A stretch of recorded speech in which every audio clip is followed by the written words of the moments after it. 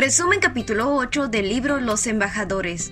Pedro y Juan son liberados de la prisión.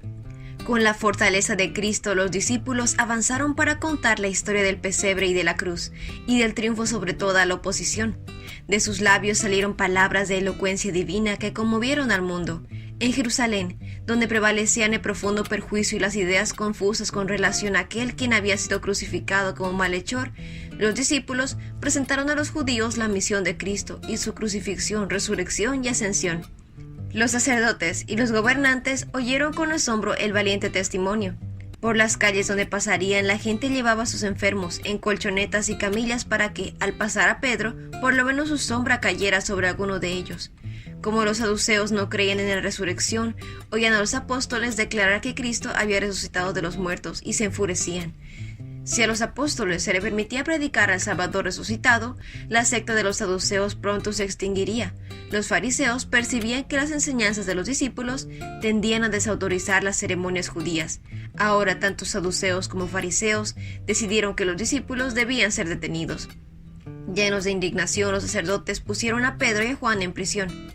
Los discípulos no se sentían intimidados. El Espíritu Santo les recordó las palabras dichas por Cristo.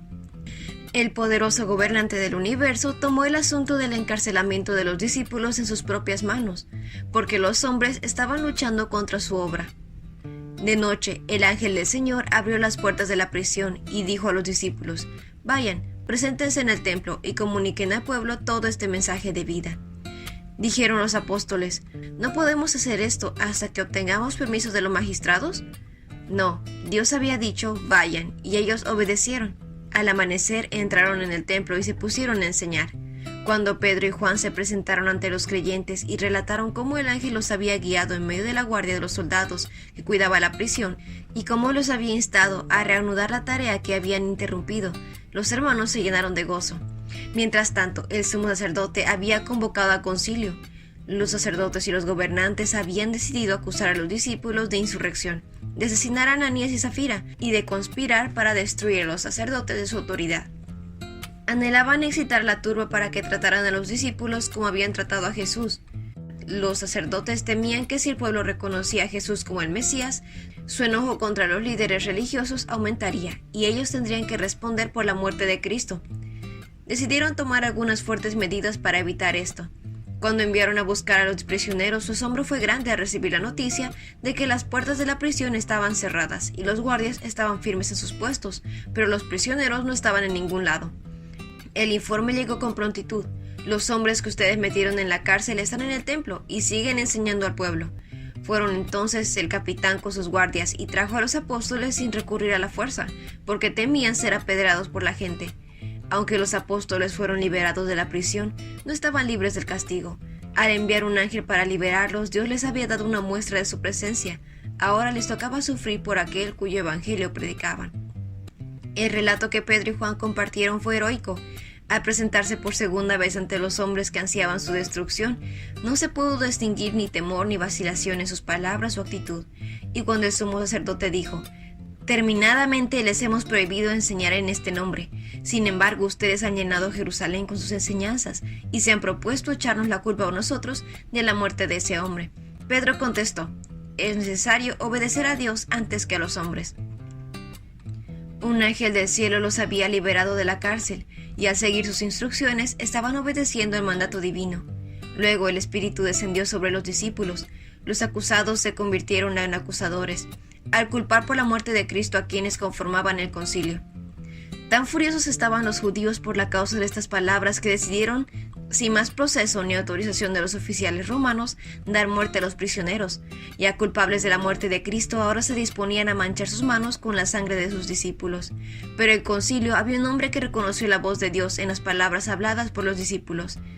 Gamaliel, un fariseo muy estudioso que ocupaba un cargo muy respetado, vio claramente que el paso violento que los sacerdotes estaban considerando tendría terribles consecuencias.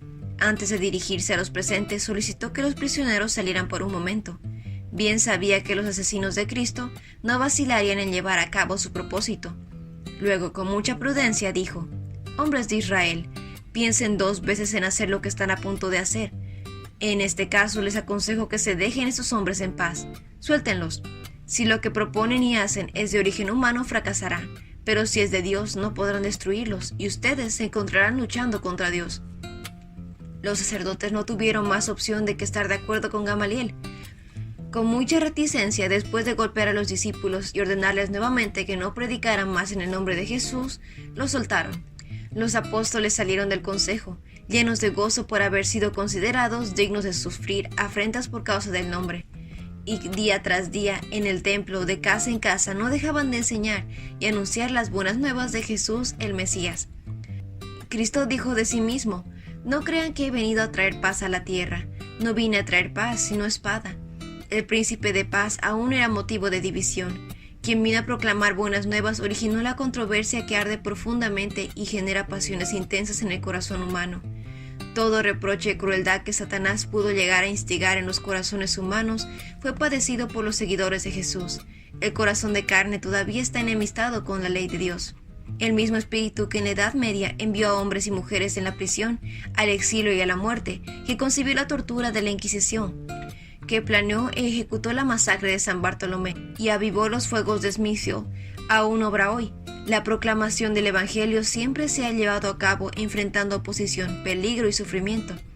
El oprobio y la persecución han separado a muchos de sus amigos terrenales, pero nunca del amor de Cristo. Nunca una persona probada en la tormenta es más tiernamente amada por su Salvador que cuando sufre humillación a causa de la verdad. Cristo permanece a su lado. Cuando queda confinada tras las paredes de la prisión, Cristo anima su corazón por amor. Cuando sufre la muerte por causa de Cristo, el Salvador le dice: pueden matar el cuerpo, pero no pueden herir el alma. Así que no temas, porque yo estoy contigo. No te angusties, porque yo soy tu Dios. Te fortaleceré y te ayudaré. Te sostendré con mi diestra victoriosa. Isaías 41:10. Y este fue el resumen del capítulo 8 del libro Los Embajadores. No olvides compartir este resumen con tus compañeros de clase o con otras personas que tú creas que necesitan escuchar este mensaje. Nos vemos la próxima.